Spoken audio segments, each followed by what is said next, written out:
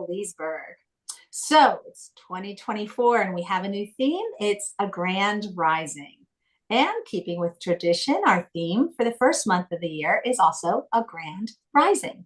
The title of our talk today will be It's a New Day, and it will be given by our wonderful spiritual director, Charlene. So we are so glad that you took some time out of your day to join us today. If you have any prayer concerns or celebrations that you would like us to include later in our service, when we do our affirmative prayer following our message, we call this spiritual mind treatment. If you would like us to include any prayer concerns, any celebrations, please include those in the chat and we'll make sure that we include those when we pray. So that's all I have to say to kick things off. Sit back, relax, you made it. Enjoy our welcoming video. Please join us as we create our sacred space. We set our intentions of deepening into our awareness and practice of our 5 pillars of spiritual living by lighting this candle in our virtual world. Our first pillar is sacred study, represented by the divine quality of truth. We use this pillar to recognize the importance of an open mind and the power of our minds. The second pillar is affirmative prayer, represented by the divine quality power. This pillar honors the power of prayer in our daily lives. Our third pillar is meditation and the divine quality of peace.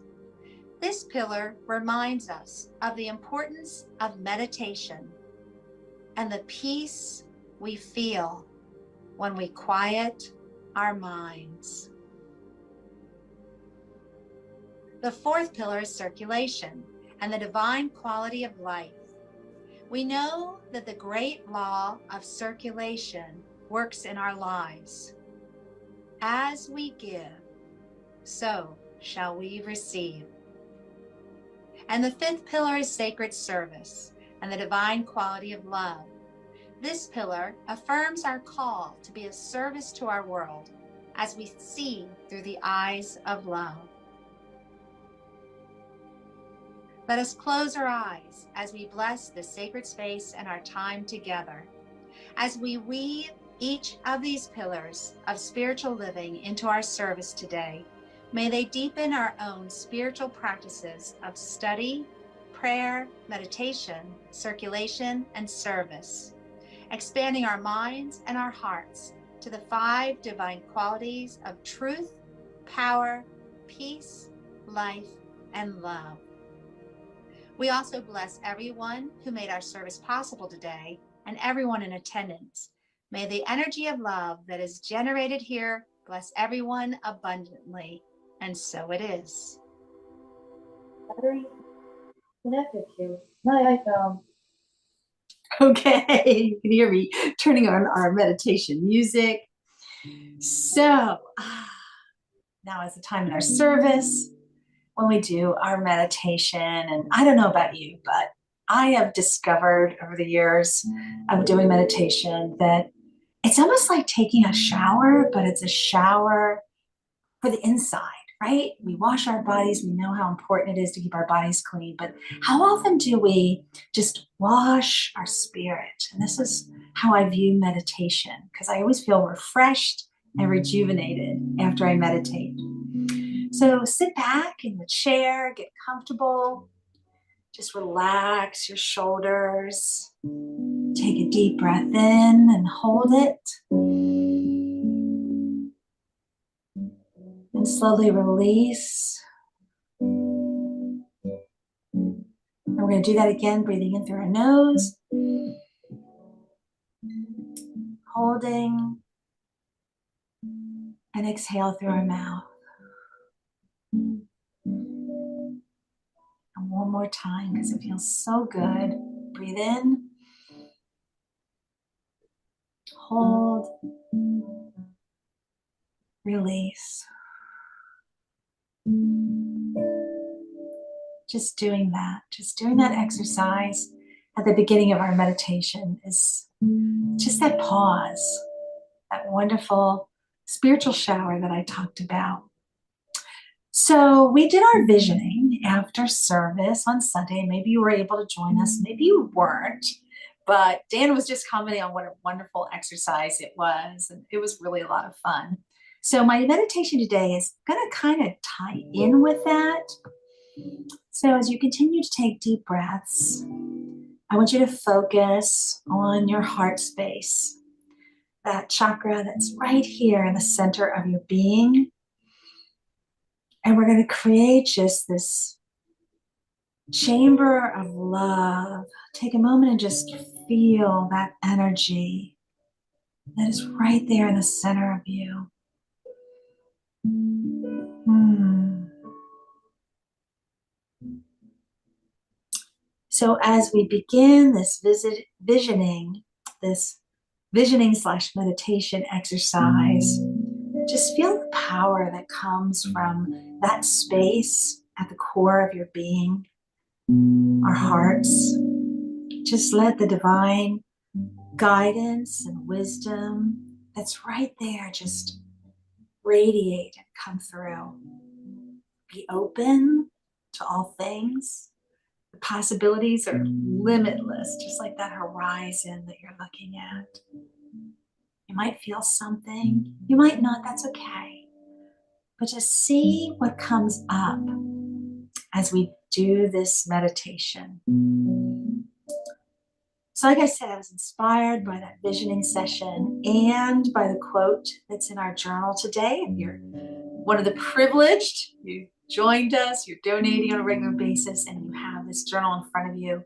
The quote of the day is, on this new day, I believe that anything is possible. And that's where we're going to start right now.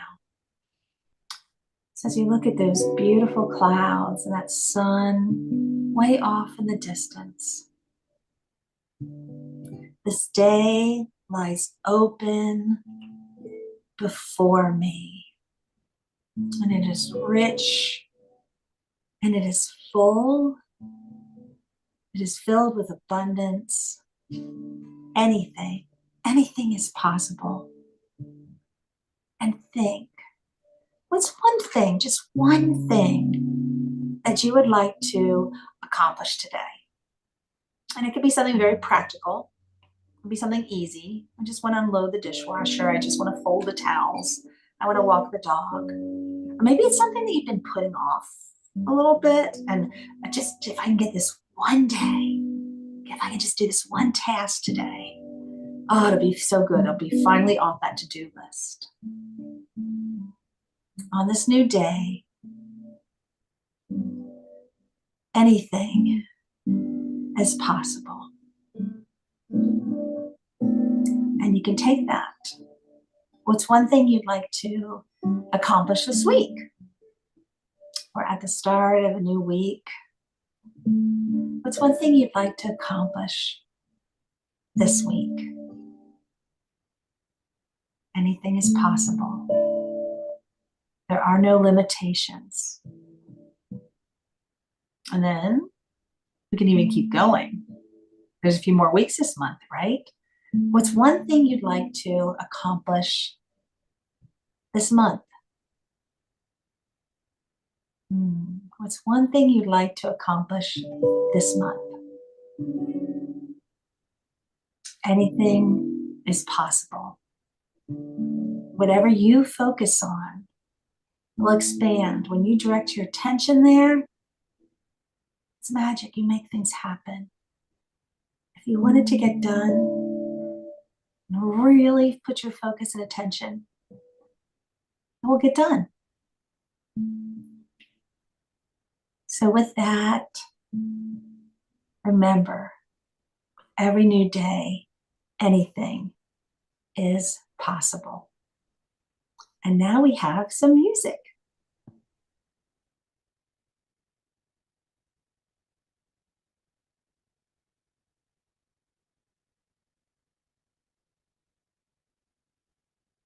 Oh, let me unmute. Hold on, Leah. There you go. Brilliant. Hello and good morning, everyone. Ah, This song is called Everything is Possible. Tamara, when you remind us so very clearly, then I'd like to echo that message. Everything is possible, this I know, this I know, this I know. Everything is possible, this I know. I'm bountiful and free, bountiful and free, where I'm supposed to be. Everything is possible, this I know. I'm bountiful and free.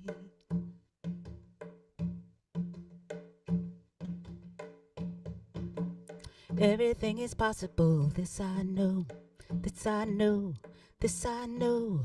Everything is possible, this I know. I'm bountiful and free. Everything is possible, this I know, this I know, this I know. Everything is possible, this I know. I'm bountiful and free, bountiful and free, where I'm supposed to be. Everything is possible, this I know. I'm bountiful and free. Everything is possible, this I know. You want to sing it with me? This I know, this I know. Everything is possible, this I know. I'm bountiful and free, bountiful and free, where I'm supposed to be. Everything is possible, this I know. I'm bountiful and free. One more time. Everything is possible. Everything is bountiful and free. Bountiful and free, where I'm supposed to be. Everything is bountiful and free. Everything is possible. Wrong button. This I know.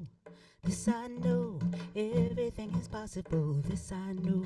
I'm bountiful and free. Wonderful. Yes, everything is possible. That's going to be my new mantra as I walk through life. Tamara gave us a vision for today, this week, the whole month, and that's going to be my background music. Love it. Totally love it. So welcome to week 2 of January 2024. We're on a sort of a ride where we started with a new dawn last Sunday, and now it's a new day where, yes, everything is possible because this is the year of a grand rising. How many of you woke up in the morning and said to your spouse, "Grand rising, darling"? And they're like, "What are you doing? Who are you? What's going on?" Well, it's not the easiest thing to say to people, but it does bring new energy, different energy, because in fact, every day is a brand new way to awaken and move into our lives. And this week is a special week. I don't know if you've looked at your calendar, but this is the week that everybody goes skiing. Am I right? Well, it's Martin Luther King Junior weekend, and typically, at least all the organizations I've been a part of when I was raising Blake, it was all about take this 3-day weekend and go skiing with friends.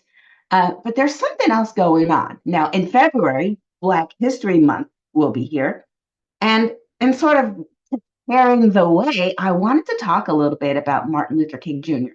because he's the one that had actually said, well, if there's injustice anywhere, then you have injustice everywhere. And now, hold on, wait a minute, you might say. Injustice anywhere is injustice everywhere. Why is that true? Or if some of us aren't free, then none of us are free. Wait, how does that work? It makes sense, though, as I look back in the different movements over time, whether it was women's suffrage, when they finally got together and said, we deserve the right to vote. And then there was, well, are Black people really people? Do they get a whole vote? Are they free or not free?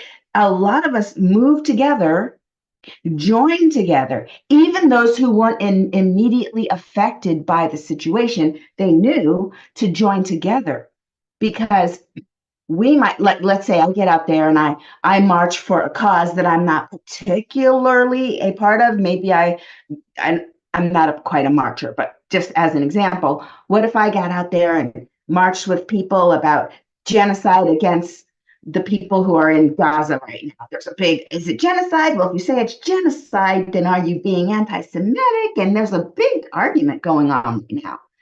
I could totally show up and march. It doesn't have anything to do with my little sphere of existence, but the idea is, well, let me support this area of injustice because we have to do this together. Alternatively, what if once your problem was solved, you went home? What if there was a whole group of people that got together for one purpose and it was only the people who were directly affected? All somebody would have to do is pretend to solve that one problem and they all would just scatter. And then the next group, well, if there's not enough of them to make much of a kerfuffle, then they wouldn't even make a dent. They'd show up and there'd be like a tiny little group of them and we could just pretend they're not there. If we all didn't get together knowing that injustice anywhere is injustice everywhere, then it wouldn't be that cohesive world that we're trying to build that works for all. I'm not going to just go home once I've got my little biscuit from the pile of biscuits. I'm just going to go home because I'm fed. I don't know about y'all. Good luck. I got mine. That's not the thinking that is moving mountains, right? The thinking that makes this world a better place was coined so well by Dr. Martin Luther King Jr. And so even Ernest Holmes chimed in. He says in Science of Mind, he goes, we cannot be born of the Spirit unless we do the will of the Spirit. And the will of the Spirit is goodness, peace, mercy, justice, and truth. It is conscious union with God. Conscious union. And in other words, we treat and move our feet. We sit and we know that there's one power, one living power moving in and through all. And that spirit, the will of that spirit is always for goodness, not just for us, for all. Peace, not just for my little world, for everybody. Mercy, justice, and truth for all. So then the idea comes in, well, Ernest, wait a second. He was around when? Around 1919 segregation? He was around then. How did he interact directly with some of the thinking that colored people should not occupy the same church pews as the whites? And Ernest Holmes, let me tell you what he did. Holmes maintained a close relationship, just reading it from my notes here, with Reverend Pearl C. Wood. She was known as Mother Pearl of the Triangular Church or Triangle Church of Los Angeles. Now, this center remains, even today, a predominantly African-American community. This congregation, Black, predominantly. This, at a ceremony that presented the center's charter, Holmes said to the congregation, if she's your mother, then I'm your father. Now, this went directly against something that some of the people in that congregation or in other congregations, actually, I'll tell a side anecdote real quick. Ernest Holmes noticed a mention of one of the churches that said colored. You know how the Science of Mind has lists of churches? And one of them, years ago, it said colored in parentheses. He was like, oh, excuse me, you have a mistype. There's a type. I need you to fix that. Do not put this into production until you fixed your error. I need you to fix your typo. Well, like, what typo? Colored? Excuse you? And so that's why when he stood up on the stage and said, if she's your mother, this Black woman, then I'm your father, it made people's mind just blown, because Ernest Holmes like, no, this is not what we do. This is not what we do. Many of us choose to lead from love. And a lot of us don't even know that we have a bias unconsciously. Yes, back in the day when of 19 segregation, there was definitely an idea front of mind about the color of your skin and whether you fit in or not. So that was a big move for Ernest to make at a time when that was right in front. But I'm not saying that it has gone away. No, there's no designated fountains that we can drink from. I can go to the gym and drink from the water fountain just like everybody else. But does that mean that, okay, we're good? Racism handled. Is that what that means? Not necessarily. In fact, when Dr. King, sorry, I'm just a little distracted. Dr. Martin Luther King, if he were alive today, I think that he would look at the injustice. He might look out in the world and say, oh, maybe my dream has been realized. Little black girls, little white boys, or whatever the phrase was, holding hand in hand, judged by the content of their character and not by the color of their skin. Maybe this is working. And then he would look at the prison system and say, oh my God, what has happened? Because back in his day, there were only 188,000 people, general people incarcerated at the time. Today, there are approximately 2 million people incarcerated at this time. Now, let's talk about the makeup of these people. The percentage that the US imprisons have more Black people imprisoned in the United States than are Black people imprisoned in South Africa. Now, do the math and imagine, aren't there a lot more Black people in South Africa? Yes. A lot fewer Black people in general here. And how come we're mostly imprisoned? Well, it could be that a lot of what we saw as external segregation with different fountains might now have been moved into some other systemic, sort of, I want to say just official, I think systemic's the word, segregation that's more underpinning, a little underground and not as in your face. And so that's just one metric. But Dr. Martin Luther King would look at this and say, well, yikes. We have people who they're supposedly with words equal, but with actions treated unequal. What should we do about that? And at the time, there was a lot. He talked in the front of the book that he wrote, one of the many books that he wrote, he talked about having two parts of yourself. There's the part of you that's strong like a serpent, and then there's the part of you that's soft like a dove, and that we need both of these things. We need to have a tough mind, but a tender heart as we move through this struggle to gain what is intrinsic to all of us. We're all created equal, but we have to struggle sometimes against these systems in order to make that known. So here we are, and now we're in church. Why am I saying all that? I'm building up to a point. Because here we are, we're in a spiritual center, and a lot of the traditional people that came to New Thought came here because we get to say, I don't see color. I don't see color. I see a human. I see Charlene. She's a sweet person sometimes, and she could be, but I don't see a Black woman. And that was okay to say for years and years and years. And then right around COVID, I feel like, and maybe a little bit before then, we started emphasizing the heritage of our people. That if I am a Black woman, I get to be Black out loud, openly Black, I think they call it. And wait, what? I get to be Black out loud? What does that even mean?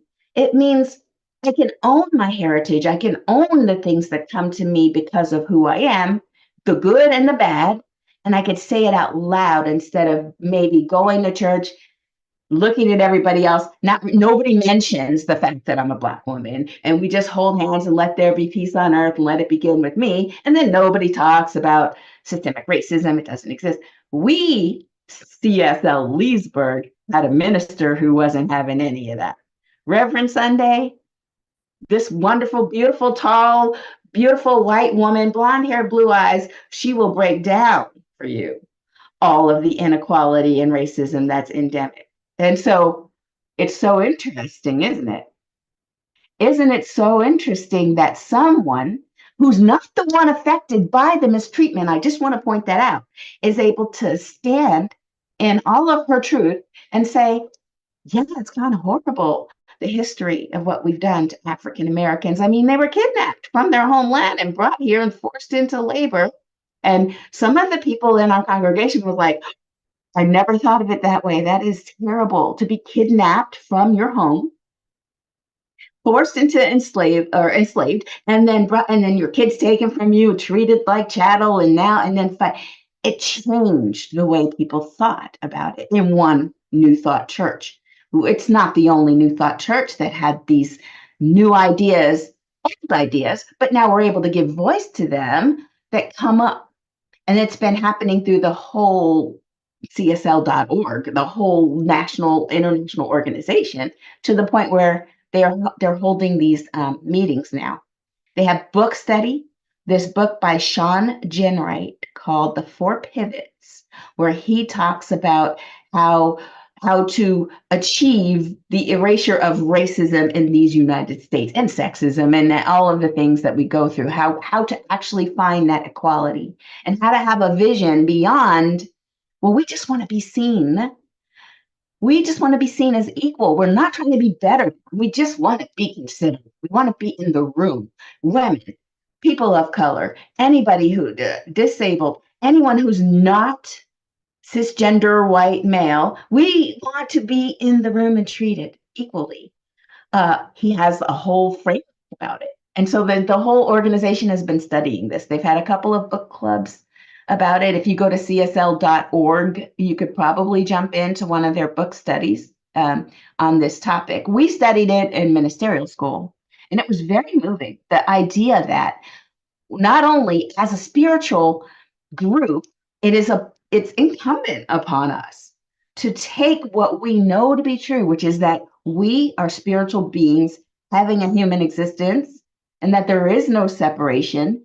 When we take other people and call them those people, we tend to cast upon them all the things about ourselves that we're really afraid of. And then we make them the bad guy, and then we pretend they're the problem. This is the opposite of a spiritual approach, where you say, oh, those people are the problem. And if unchecked, that fear and that hatred is what you should call it, I suppose, that fear causes things like the Holocaust, things that just take a whole group of people and project the worst parts of humanity upon them, and then proceed to do things to them that are not acceptable. It would not be acceptable. If these same people that are doing these actions on these so-called others, if you were to do that to their kids, they'd freak out and have all kinds of problems. But the fact that in their minds, they can tell a story and say, oh, well, they're not human. They don't have souls, or they're bad, or they. You can make them the problem, then two things happen. One, you can feel better about yourself because at least you're not them. And two, you get to treat them in ways that you wouldn't otherwise. And so here we are. Here we are. So today we're looking at CSL.org, CSL, the organization, and we're like, okay, you're spiritual. Congratulations. You know better than to do the they, the other. You know that we're all one. But how does that look when you show up in the world? And two types of people in CSL will start to rear their heads. You'll start to see it. And it's the age-old conflict. We're used to this over the years. So you'll hear it when I say it. The conservatives versus the progressives. Now, the conservative CSL person would say, well, we're all one. We're all one. So if we're all one, then we don't really have to point out differences because aren't we the same, essentially? Or they might say something like, the conservative might say something like, well, keep focusing on the positive and it'll be fine. And then when things go wrong, the conservative might say, what was in your consciousness when that? Because New Thought teaching is all about change your thinking, change your life, right? And they might say, you're 100% responsible for your condition because your thoughts create your conditions. It's all on you. This conservative type of person thinks that you could pull yourself up by your bootstraps no matter where you are and get exactly where you want to go just by really believing it hard enough. Now, that is one really strong part of CSL. And it is what it is. I know for me, it's a little prickly when I hear people say, "Oh," when I hear the old trope, "Well, I don't really see color," or "Aren't we all one anyway? And why do you really have to African American, Native American? Aren't we all just the human race?" When people try to erase the individuality that is evident in each and every one of us, and they don't want to celebrate the individuality, they'd rather just paint it all with the same kind of grayish brush and everything's just blah. No, let's enjoy those colors. Yeah, exactly. You can't pull yourself up by your bootstraps if you don't have any boots. You don't even know anybody who makes boots. Anyway, it's a little bit weird. So what is then the progressive side of CSL? That's the side that says, you know what's happening over there with the LGBTQIA community? That's messed up. That is messed up. We had something going on in Loudoun County a couple of years ago, and our group, Elaine and Aaron and Tamara and the group, you guys got together and figured out how to say, "Oh, hell no." Now, it didn't say it didn't like that, but there was a letter that these social justice or spiritual justice warriors put together that said, "Hold up, wait a second."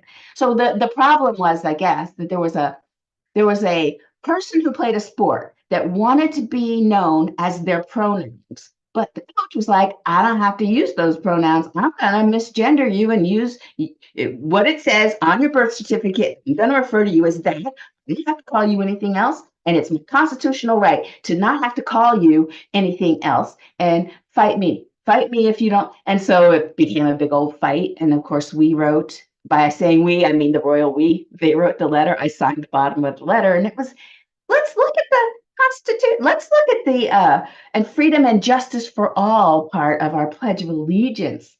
And it doesn't say for all except those who identify as different genders, except those who happen to not agree. It's for all. And so CSL stood on a position of equality, and we said it out loud.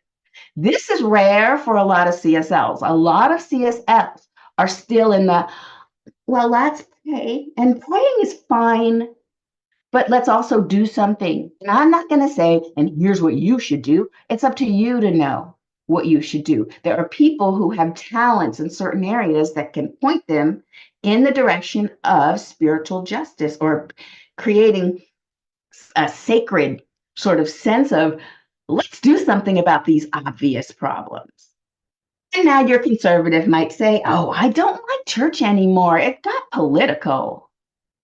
And I would say to that, when did human rights, human dignity become political? It's just treating people well, being human, being kind to one another. You could be any what do we call these party? You could be any party and still know the difference between injustice and justice. It's just humanity. And so we looked, and our organization has spoken out. We've written letters and said, here's how we feel about Black Lives Matter. Yes, they do. We could say it out loud. And in some churches, I heard stories of my minister friends. They're like, oops. One of our very highly donated, some person who was a high donor at one of these big churches on the West Coast, they left their CSL because the minister had the nerve to stand up there and say Black Lives Matter. So we are ministry students, and we were warned not to use those little phrases that could trigger people. And we can still feel the way we want to feel, but sometimes these little phrases take on a life of their own and they mean something else. I get that. So one of the other ministers said, what she did was she said, what do you want for Thanksgiving? And it was like 2020. What do you want for Thanksgiving? Now, remember, George Floyd had just been murdered in the middle of the street by all these, and everybody watched it. So she stood up there and said, I want racism to be erased. I want it to be gone. And she said that one of her thousands of congregants came to her and said, we're leaving because we don't like that you called out racism. And she's like, bye, Felicia. She didn't say that to the woman's face. I know she didn't, but like, and if that's how you feel, my dear, the minister of this one large church was like, well, sounds like a personal problem. Like I'm supposed to stand up here and not mention things that are clearly going on in this world, things that are clearly wrong. And I'm here speaking for the highest truth for all involved, trying to heal everybody. And you want me to just not talk about it? Well, not today, ma'am, not here. And I'm sure that lady might have found a new spot to go to church. We cannot just remove ourselves from what really is going on every Sunday and just pretend everything's fine and just, no, this teaching is the kind of teaching that comes with you everywhere you go, where we get to practice all of this beingness and oneness. We get to practice it with each other. And it's incumbent upon each of us, no matter where you are in the little groupings that we like to put each other in. Which little pile are you? Are you in the pile of LGBTQ? Are you in the pile of Black or Hispanic? Are you Native American? Which little pile? And of course, you're going to spread piles because there's a lot of overlap or intersectionality. What we have to do too, all of us have to make sure that we're not othering, especially as soon as you see somebody. Don't other them. I'll never forget, I was parking my car in the Costco parking lot, which is, it's a gauntlet in and of itself, am I right? So I'm parking my car, and this man he honked at me because he thought I was going to hit his car, and it was a beautiful truck. He parked near me, and then we both ended up kind of walking near each other. And I said, oh, hey, I saw you. And he's like, I was hoping so because my shiny new car. And we were talking. Now, this guy, he looked like the epitome of if there was like a poster child for, and I was part of the lynching mob, it would be that guy. Like, talking to him, why not? What's going to happen? He turned out to be the funniest, nicest guy. And we come into Costco just chuckling and laughing. And we show the person at the door each of our IDs, and we're like, see you later. And the lady was like, what? We were the most unlikely pair to just hit it off in public. That's my point. And I love that because a lot of times I do tell myself stories now that I'm in Virginia and I'm not in California anymore. I tell myself stories about what people must be thinking when they see me, especially since I've started wearing my hair natural and I do the wraps. I'm like, oh gosh, am I too Black now? Like, I don't know. I expect sometimes things that never come. And I do wonder if I'm closing the door or if I'm being quick to judge, quick to put myself in either the A versus B, one of the buckets. And what if I did not that it's on me to bridge and to be the kind one and to suck up, not at all, but what if I suspend my judgment like I did that time? What if I just allow things to happen? And I'll end with a quick little story I was listening to today. There's a gentleman, Brian Stevenson, who goes into prisons and speaks with, he's an advocate for people on death row. And he gets his whole life, his whole reason for being through servicing this part of the community that everybody just ignores now. We're just, oh, jail. No, he goes right in there and looks it in the eye. He finds human beings.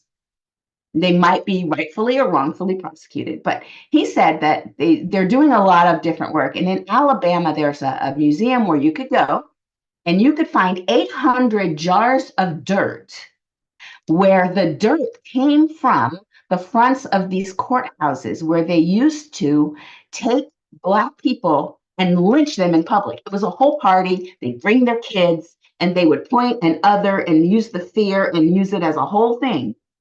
As recently as I think he said 1920, which I'm like, say what?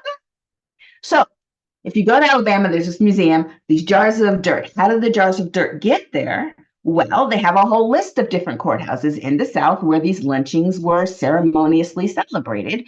And they have different people volunteering to go and dig up some of the dirt from in front of that courthouse and then bring it to the center, to the museum. So there he was, this lady, she's 57, I guess, and she came and said she wanted to go to one of the places. And so she goes to one of these locations, and she said she was a little bit afraid. She's driving down a dirt road, and she doesn't really know where she is.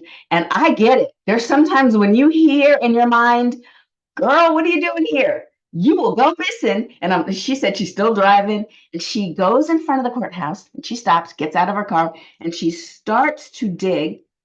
And then a pickup truck comes by, slows down, looks at her, white guy. She goes, oh gosh, I was lucky, nobody was around. And then he stops, does a U-turn and comes back, passes her again. Then he stops the car, gets out, asks her what she's doing. And she's like, oh God, oh geez, here we go.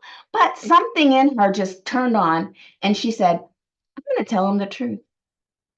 And she said to him, instead of an excuse, I'm just digging up dirt for my yard, she said, well, I'm part of a program where we're collecting dirt from all the different places where African Americans were lynched in front of courthouses, and this is one of the spaces. And he said, huh? And then he looked and he said, what's the paper you have? Is that about the lynching? She said, yeah. He goes, can I read it? And she handed it to him, and he starts reading it. And when he gets to the end of it, he looks at her, and he's just like visibly changed a little bit. And he asked her if he could help her fill the jar. And so she handed him the little, I suppose it's a little hand shovel. And he said, no. I'm going to fill this up. I'm just going to he gets down on his hands and knees and starts using his whole body to dig into the ground to get this dirt, full body engaged. And now she starts to tear up a little bit. And he looks at her and says, oh no, I'm sorry. Have I upset you? And she says, no, I'm just, this is a blessing. I'm just watching this. I'm just moved. And so by the time he was done filling this jar, she looks at him, and now he's got a red face and he's tearing up. And he gets up and he says, it just occurred to me that it probably my ancestors that did this thing that I'm reading about. And then he says, well, what now? What are you going to do with it? Where are you going to take it? And she said, I'm going to take it down to the museum in Alabama. He says, do you mind if I follow you? So he gets in his truck and he follows her over to the museum. Now, the person, Brian Stevenson, who wrote this book on the incarcerated, the imprisoned, he said he looks up and coming in through the door, probably similar to like me coming into Costco with this guy. He said, what? This woman comes through with the dirt, followed by this man who just feel his whole heart's just wide open. And there may have been a point where right before he followed her there, I think they talked about them both sitting on like a sort of a curb and just crying. So anyway, my point about all this is that that's a moving story. Yes, that woman who was doing the work of just facing those things that are traumatic, she could have protected herself and lied to the guy, and it would have been a non-story. But the fact that something in her said, let me just be real for a minute. Let me just say this. And I love that she said it with a sense of, here's what I'm doing, and kept her mind and heart around the hope and the love rather than the punitive, make you pay for it kind of energy. And that is what I believe opens up other people. So we can know our issues, we can know our trauma, and we can hold it in a way that does not point it at somebody else and make them the other that did the thing. So I feel like that story helps to sort of wrap up what is ours to do. So in this new day, this is the perfect time to wake up and move into the world. If we have trauma, hold it in a way that is loving and compassionate, and don't point it at somebody and beat them up with it, but simply, and also don't close off to other people based on presupposed notions. And so that I hope you can take with you in your heart. And I hope that this week you move into your day with just that sense of gratitude. All right, let's go within. There's only one divine activity happening right now. That activity is God herself, moving, living, beating each and every heart, breathing each and every lung. It is the energy of this divine presence that moves through each of us, where we are not separate, we are one with each other. In all of our individuality, we are one with the divine. And so, in this moment, in this understanding of oneness, I just speak my word of harmony, of joy, of hope that we are working together to make this world a better place for each and every living being. We are more harmonious, more in love, more aware of one another and what we mean to one another. For it is through this community and others like it that God herself shows her face. So I love each and every one of you. I release my word into the law, knowing that it's already done, and so it is. Action. All right, and now it's time for Linda. All right, if I can find you, I shall focus on you. If I can find you, my dear. There you go. And I shall unmute you as well. Thank you so much, Charlene. This song is, you may not have heard my thanks. Thank you. This song is written by Stephen, I believe is his first name, McDC. And the words in the chorus you'll recognize are the words of Dr. King.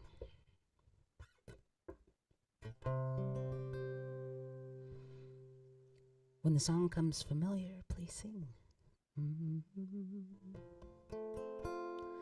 Darkness cannot drive away darkness. Only light can do that. Hatred cannot drive away hatred. Only love can do that.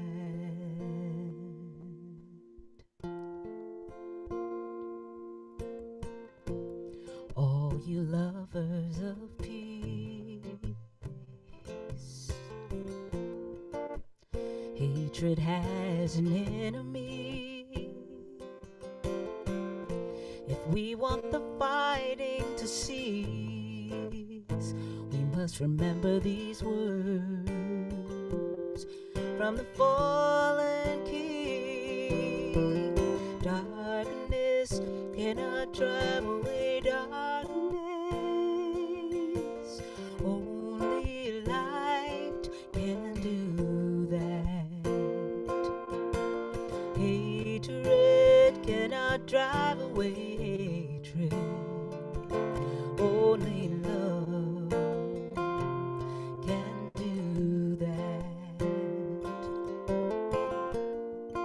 We all must try to be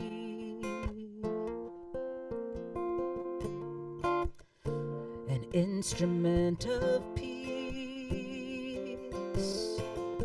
Remember, an eye for an eye just makes everyone blind. And the whole world needs to see that darkness cannot drive away darkness. Only light can do that. Hatred cannot drive away hatred. Only love can do that. Only love can do that. That was beautiful, Leah. Thank you so much. And thank you, Charlene, for the wonderful message. There are times I got goosebumps as you're talking about that man helping that woman fill up that container of dirt. Beautiful, beautiful story. So now is the time to bless the donations that are shared with our center today. At CSL Leesburg, we believe in the law of circulation, so we are a tithing community. The donations that are shared bless everyone, those who give and those who receive. Take a look at your screen. I have a feeling you already found a way that works for you, and we thank you so much for your support. We cannot do what we do without you. We need you. Let's see. What else do I want to say? I think that's it. So let's go to our blessing of gifts, our affirmation of oneness. Please join me. The presence of spirit within me blesses everyone I meet, tends to heal everything I touch, brings gladness into the life of everyone I contact. Therefore, I am a blessing to myself, to humankind, and to the day in which I live. And so it is. And now it's time for announcements.